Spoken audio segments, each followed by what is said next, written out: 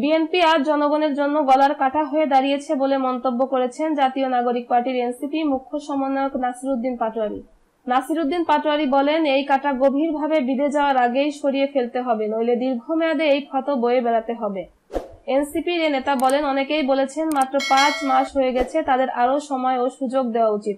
আমি মোটেও একমত নই, কারণ গণ অভ্যুত্থানের পর থেকেই তাদের কর্মকাণ্ড ও রাজনৈতিক চরিত্র সম্পর্কে যথেষ্ট ইঙ্গিত পাওয়া গেছে।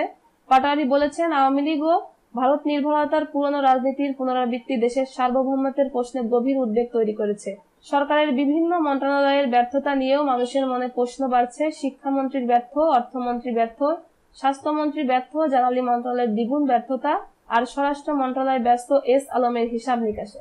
তিনি বলেন, এরই মধ্যে দেশে নতুন করে জঙ্গি নাটকের আশঙ্কা, পাহাড়ে অস্থিরতা এবং সম্ভাব্য খাদ্য সংকট, সব মিলিয়ে পরিস্থিতি আরো উদ্বেগজনক হয়ে উঠেছে।